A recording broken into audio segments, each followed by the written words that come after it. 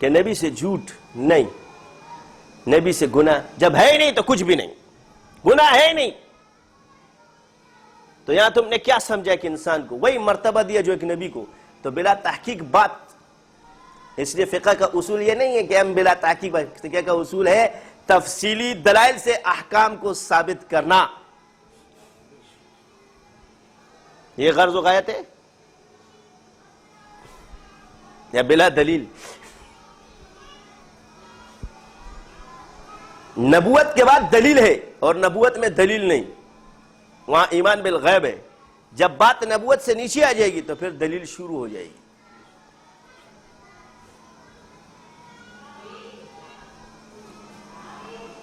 تیسری چیز، اس کو اللہ نے جاہل بھی قرار دیا اور فاسق بھی قرار دیا. تو اللہ نے قرآن کے اندر فسوق اور عصیان کا ذکر کیا ہے، تو اس سے ثابت ہوا کہ فسق اور عصیان اس میں فرق ہے باعتبار اصطلاح اور فعل، مگر علت کے اعتبار سے سب فجور ہے،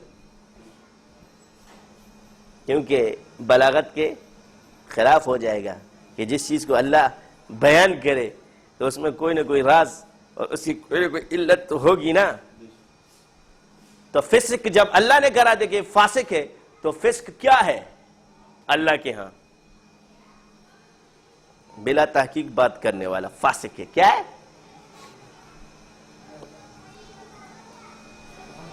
قرآن سے تفسیر اسی آیت میں موجود ہے کہ فاسق کون ہوا اللہ کے ہاں اور جاہل کون ہوا اللہ کے ہاں. یہ نہیں کہ بولا ہمارے حضرت نے بولا ہے، پہلے مشائخ شریعت نیست، یہ حضرت گنگوئی نے ٹھپا لگایا ہے.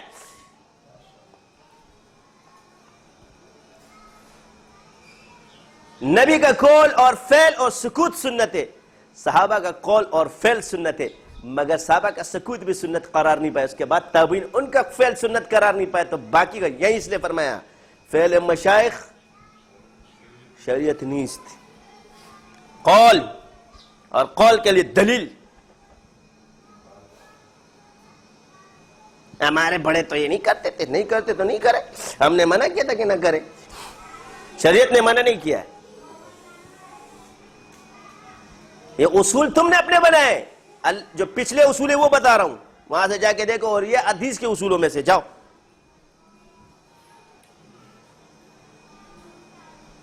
قول، یہاں پر قول چلے گا، اس کا قول شریعت کے مطابق ہے کہ نہیں ہے؟ کیونکہ فعل اگر کرتا رہے اور شریعت کے خلاف اس کا قول ہوگا، اس کا فعل کسی کام کا نہیں ہے. اقرار باللسان وتصدیق بالقلب، یہ اقرار ہے، یہ اقرار ہے اور یہ زبان سے ہوتا ہے.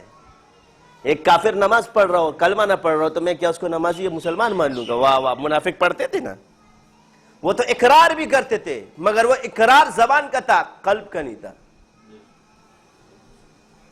تو موجودہ دور میں ہم کافر کو تو کسی کو نہیں کہہ سکتے اگر وہ مسلمان ہے، ظاہری عبادات کرتا ہے، جب تک کہ اقراری طور پہ وہ کفر نہ کر لے تو بدعقیدہ کہہ سکتے ہیں. تو خوارج کے بارے میں ابن عباس رضی اللہ تعالیٰ عنہ فرماتے ہیں کہ میں نے ان کی طرح نماز پڑھنے والا نہیں. اور خوارج کا عقیدہ کیا تھا؟ تو کتنے گناہ ہو گئے جو قرآن سے ثابت ہوئے؟ 5. جہالت بھی تھی جن کو. اور باقی گناہوں کے بارے میں اللہ فرماتے ہیں جب میرا بندہ گناہ کرتا ہے، یہاں بندگی ہے، فاسق نہیں کہا، عبدیت کا مقام دیا اس کو.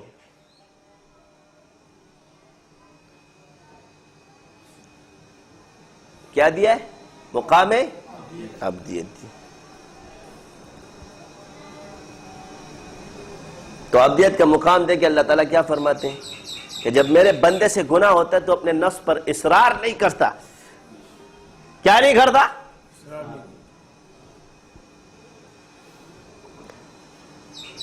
بلکہ اپنے رب کی طرف رجوع کرتا ہے. ہم تو گناہگار، سیاکار، بد کردار ہیں، مانتے ہیں، اللہ معاف فرمائے. میں بات یہ ہے کہ میرے جان کے ٹوٹوں جب سلاسل پر آتی ہے تو نورزمان لڑتا ہے اپنی ذات پہ، وہ کسی سے نہیں لڑتا، کیونکہ جو ٹھپے تم نے مجھ پہ لگائے وہ چھوٹے ہیں، میں اس سے بھی زیادہ گناہگار ہوں. مگر بات یہ آتی ہے کہ جب سند پر آتی ہے تو پھر دین پر تو ڈٹنا ہے، پھر حق پر تو ڈٹنا ہے. جب تم نے کہا کہ یہ گمراہ ہے تو پھر لڑائی تو ہوگی، تم گمراہ ہو یا ہم گمراہ. تو آج میں نے ایک بات، تو یہ تو گناہ ہو گئے. اب آج تصوف کے وہ مراحل جو قرآن سے ثابت ہے اور کب انسان پر حقیقت کھلتی ہے اللہ کی طرف سے. تو آ جاؤ. رنگ نہیں ہے، صبغۃ اللہ ومن احسن من اللہ صبغہ ونحن له عابدون، یہ جمع ہے. ہر نبی کا رنگ جدا ہے. العلماء ورثۃ الانبیاء، ہر نبی پہ دین کا رنگ جدا ہے. پھل سارے ہیں مگر آم کا ذائقہ الگ ہے اور کیلے کا ذائقہ الگ ہے. شکلیں بھی جدا ہے اور ذائقے بھی جدا ہے.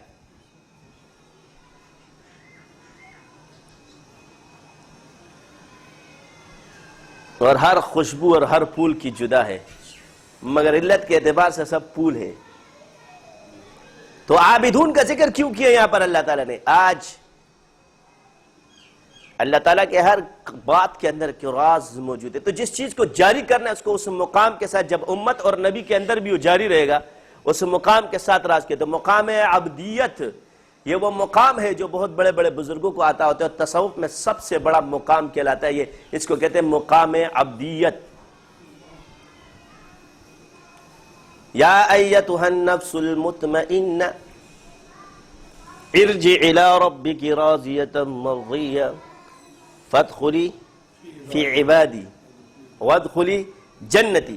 اب سوال یہ پیدا ہوتا ہے کہ جنت تو بعد میں آتی ہے، یہاں تو اللہ فرمائے فادخلی فی عبادی، مقدم کر دیا اس کو. تو حالت بیان فرما دی نفس کی، یا ایتھا النفس المطمئنہ. تو نفس مطمئنہ نبی کو تو پیدائشی عطا ہوتا ہے. اس مطمئنہ کے بعد کون سا مقام آتا ہے؟ اور رضا برقضا. کیا؟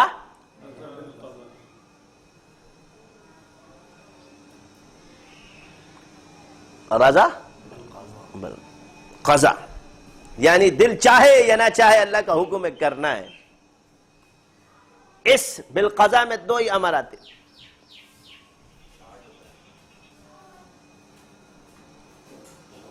صبر و شکر. کیا؟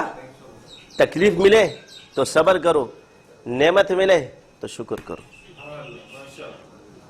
تکلیف ملے تو صبر کرو، نعمت ملے تو شکر کرو. یہ ہے، یہ کس کے بعد ہے؟ مطمئنہ کے بعد ہے. اس کے بعد آتا ہے مقام عبدیت. یہ جب تمہارے تمام تکالیف تم سے، اس میں تم صبر و شکر سے رہو، تو اللہ تعالیٰ اس کو اپنے مہر لگا دے کہ یہ میرا بندہ ہے. تمہارا ہمارا نفس تو بھی ہمارا ہے. ابھی امتحان تو مطمئنہ کے بعد شروع ہوں گے. ہم تو کسی کھاتے میں بھی نہیں آتے. تو پہلا اس عبدیت کے مقام کی پہلی سیڑھی یہ کہ اس پہ رنگ کھلنا شروع ہو جائیں گے. کیا شروع ہو جائیں گے؟ اس کو دین کے رنگ نظر آنا شروع ہو جائیں گے. دین کے رنگ سمجھتے ہو؟ اعتراض نہیں کرے گا وہ. جہاں بھی اسے دین کا رنگ نظر آئے گا خاموش ہو کے چلا جائے گا کہ یار یہ اپنے رنگ میں رنگا ہوا ہے. دین کے رنگ میں نے 5 بتا دیے: تجارت میں، علم میں، حکمت میں، تزکیے میں اور سیاست میں.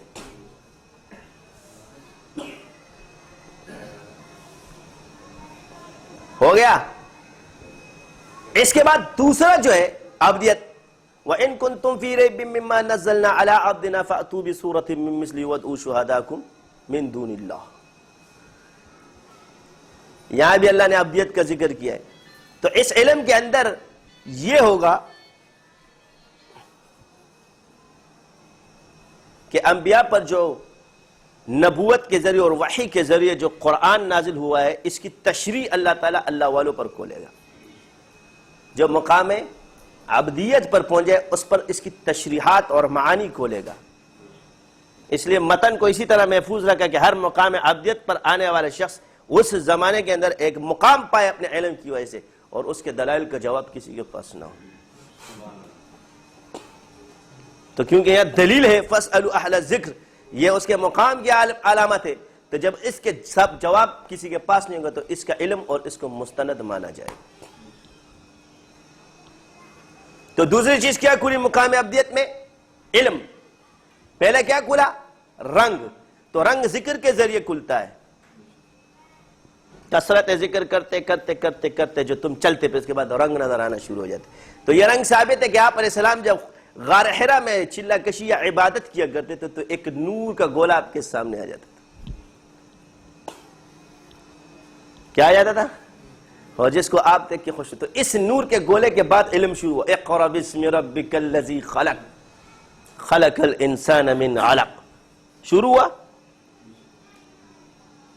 پہلی وہی بھی وہی آئی جو غار تھا, ابتدا بھی وہی سے ہوئی جو چلہ گاہ تھی, گھر پہ نہیں ہوئی. دوسری وہی گھر پر آئی ہے, پہلی کہاں آئی ہے؟ تو چلہ گاہ سے جب اس پر علم کھلنا شروع ہوا تو پھر مقام ختم. پھر جہاں بھی ہوگا اللہ کے ساتھ اس کا ربط ہوگا. پہلی کون سی آئی؟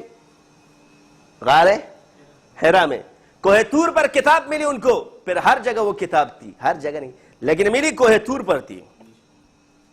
آپ کہتے ہو چلے نہیں ہیں, کیا پڑھا ہے آپ نے؟ رنگ نہیں ہے, مجاہدات نہیں ہے. کیوں تم نے ایک چیز کھائی؟ کیونکہ کتاب کا ذکر اللہ نے کیا ہے لیکن تزکیہ اور حکمت کا بھی کیا ہے. اور یہ یاد رکھنا یہ سکھانے کی چیز ہے, ورنہ وَيُعَلِّمُهُ نہ ہوتا, وَيُعَلِّمُهُ نہ ہوتا. یہ ہو کی زمین کہاں جاتی ہے؟ کہاں جا رہی ہے؟ ایک جگہ جا رہی ہے, صرف کتاب کی طرف, تینوں کی طرف نہیں جاتی. تو تینوں سیکھنے کی چیز ہے کہ نہیں ہے؟ تو فرق کیا ہے؟ وَالَّذِينَ جَاهَدُوا فِينَا لَنَهْدِيَنَّهُمْ سُبُلَنَا. یہاں بھی لَنَهْدِيَنَّ سُبُلَنَا, فِينَا بھی جمع ہے, تخصیص نہیں ہے. لَنَهْدِيَنَّهُمْ تاقید ضروری ہے, اللہ پر لازم ہو جاتا ہے. اللہ کرے گا تمہارے ساتھ. بعض کہتے جی اللہ بدلہ دیتا ہے, تمہاری طرح نہیں ہے کہ 2 روپے کھا کے چلے نہیں. اللہ دیتا ہے, اللہ اپنی شان کے مطابق دیتا ہے. اللہ کو اپنی طرح نعوذ باللہ وہ نہیں کرو, اللہ اللہ ہے. تم تھوڑا کرتے ہو اپنے شان کے مطابق دیتا ہے. ہم ابھی کچھ بھی نہیں کر رہے, اپنے شان کے مطابق دے رہا ہے. وہ تمہیں گناہوں میں اتنا نواز رہا ہے تو نیکیوں پر کتنا نوازے گا. تو ایک بات ہے کہ مجھ جیسے گناہگار کو بھی اللہ معاف کر دیتا ہے تو نیکوکارے کے ساتھ کیا معاملہ ہوگا. تو کیا ہے؟ سبلنا جمع ہے, یہاں بھی رستے, اور ایک بندہ رستہ والا دوسرے راستے پر اعتراض کرتا ہے, عقل سے باہر ہے. یہاں بھی جمع ہے, رستے کھولے گا. ایک دوسرے پر اعتراض مت کرو. جو دین پر اعتراض کرتے ہیں اس کو بھی نسبت نہیں ملی. میں مانتا ہوں کہ جب علم نہ ہو تو ترک واجب ہے, مگر جب صوفی آ جائے تو پھر تقلید بھی واجب ہے. یہ یاد رکھنا. جب عالم نہ ہو صوفی, اور صوفی کے پاس تصوف علم نہ ہو تو پھر اس کی تقلید, اس کا ترک واجب ہے. اور اگر جب وہ آ جائے تو پھر اس کی تقلید بھی واجب ہے. تو پھر قول کو دیکھو, یہاں پر فعل نہیں دیکھا گیا, اس لیے فعل نبی کا, فعل صحابی کا. ہمارے قول دیکھو, یہاں تو فعل کی بات ہی نہیں ہے, یہاں قول دیکھا جائے گا, کیونکہ شرع ظاہر کو دیکھتی ہے اور اس کا قول دیکھا جائے گا. اور فعل میں باطن موجود ہے. اس کے باطن میں اس فعل کا کیا مقصد ہے کسی کو پتہ نہیں ہے. آج کل مقاشفات ہو رہے, پیر صاحبان بیٹھے, یہ جنتی ہے جہنمی ہے, اے بڑے بڑے صوفیان کرام بیٹھے ہوئے, انجام کے فیصلے لوگوں کے کر رہے ہیں. میں نے کہا اس صوفی کو بولو کلمہ دوبارہ پڑھے, یہ چاہے جتنے بھی بڑے بزرگ ہیں, لا الہ الا اللہ محمد رسول اللہ دوبارہ پڑھے گا, کیونکہ یہ صرف نبی کو اللہ نے دیا ہے. تو میں اپنے انجام کا پتہ نہیں, تم دوسرے کا انجام کیا بتاتے ہو.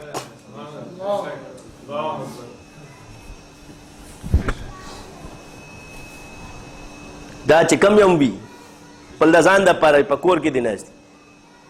ایک مفتی ہے, یہ قادیانی ہے, وہ فلانا ہے, ڈھمکانا ہے, اپنے ہی ہم مسلک کو قادیانی بولتے ہو. حضرت میں نے کہا تم لوگ جتنے آج کے حضرات ہو نا, میں تو تمہیں ادراک میں بھی ادراک ہی نہیں ہے میرا کہ تم لوگ حضرات ہو کہ نہیں ہو, مگر چلو پھر بھی کہ تم لوگ حضرات ہو تو میرا ادراک مان لیتا ہوں, مگر اتنا ادراک کسی کا نہیں مانتا کہ وہ انجام کی. تجھے اپنے انجام کا پتہ ہے؟ یہ نبی کے لیے کہ وہ انجام بتائے گا، کسی صحابی نے کسی کا انجام نہیں بتایا. ہاں بعد الوفات کسی بزرگ کو کشف ہو گیا آگے، یہ بھی اس کے لیے حجت ہے، عموم نہیں کہہ سکتا اس میں.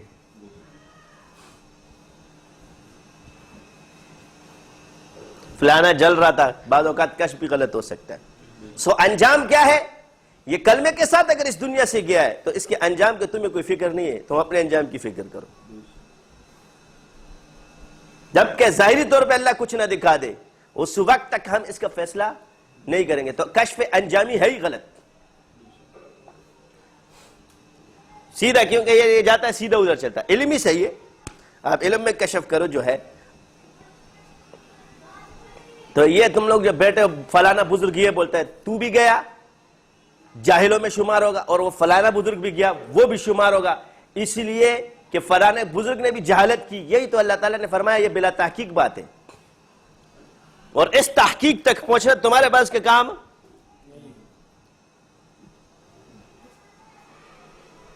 جب تک کہ اس پر قطعی نہ ہو، یا احادیث نہ ہو، یا قرآن کی کوئی بشارت نہ ہو، اس پر مکاشفہ ہو تو ہم ماننے کے لیے تیار ہیں. مگر یہ تمہیں کیا پتہ کہ یہ جہنمی ہے. منافقین کا علم اللہ تعالیٰ نے حضور اکرم صلی اللہ علیہ وسلم کے ذریعے حضرت حذیفہ تک پہنچایا، مگر حضرت حذیفہ کو منع فرمایا کہ بتانا نہیں کسی کو. صحابہ سے یہ علم اللہ نے پوشیدہ رہ گئے، تم آ گئے بہت بڑے یہ قادیانی بڑے، وہ جانتے ہوئے بھی کسی کو نہیں بتا رہے.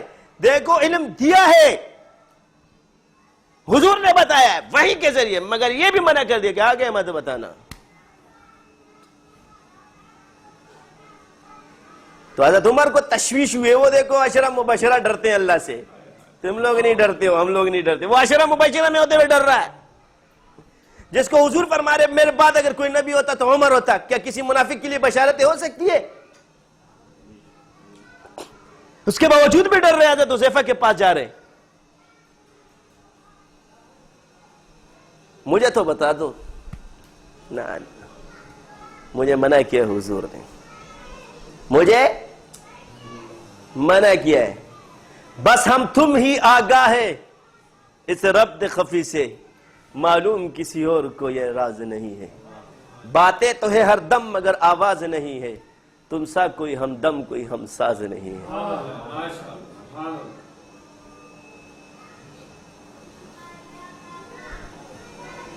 نہیں بتاؤں گا.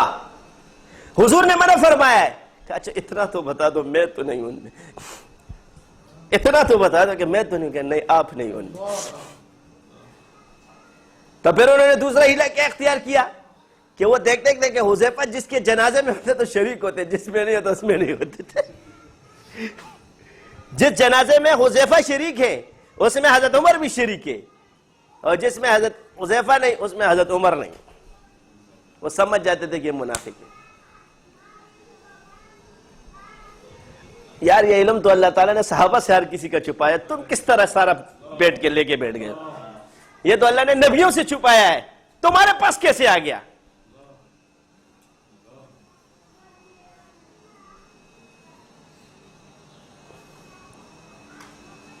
اور ایک بات یاد رکھنا، تکوین کی تقلید کی ہے رسول